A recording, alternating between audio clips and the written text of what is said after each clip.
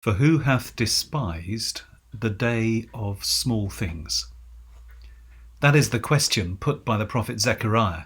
Zechariah was trying to encourage the nation as they were rebuilding their temple and having a difficult time. The budget was low, the morale even lower, and it looked like the job would never be finished.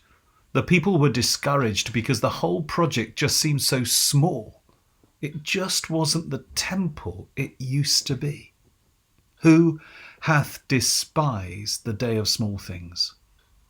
The truth about the parable of the mustard seed, that is the set gospel reading for today, is that God can do something amazing with the smallest of things. After all, just look at the history of God's people. When God wanted to deliver his people from slavery in Egypt, he didn't send an army, he sent a baby to a Jewish family. And years later, that baby who'd become the grown-up Moses led his people to freedom. Again, when the nation had sunk into spiritual and political defeat, God sent a boy named Samuel, who eventually led the nation back into greatness. And when God wanted to deliver humanity from sin, he sent another baby, a small, fragile, dependent child. And yet that baby, Jesus, saved the world from sin and death. Who hath despised the day of small things? God has always used small things to accomplish great purposes. He used Moses' rod to defeat the armies of Egypt. He used David's sling to overcome the giant Goliath. Gideon and his 300 soldiers used jugs and torches to slaughter the huge army of Midianites. Rahab tied a piece of red rope out of her window and it saved her family. A lad brought a few loaves and fishes to Jesus, and Jesus used them to feed thousands of people. Never despise the small things, because God can use them to accomplish great things.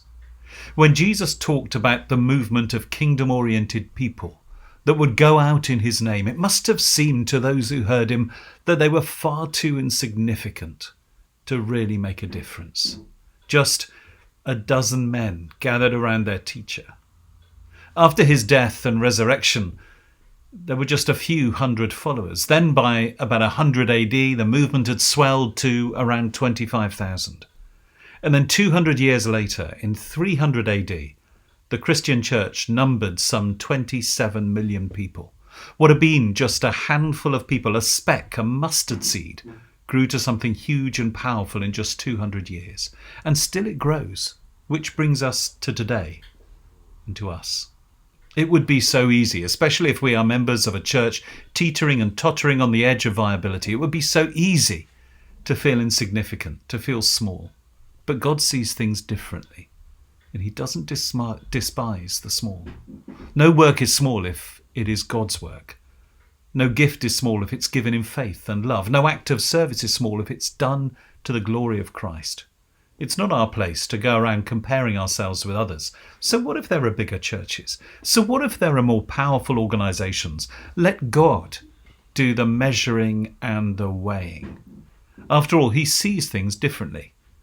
And the little things you do, the ounce of faith you muster, the faltering efforts you make to serve God count for an awful lot and achieve an awful lot.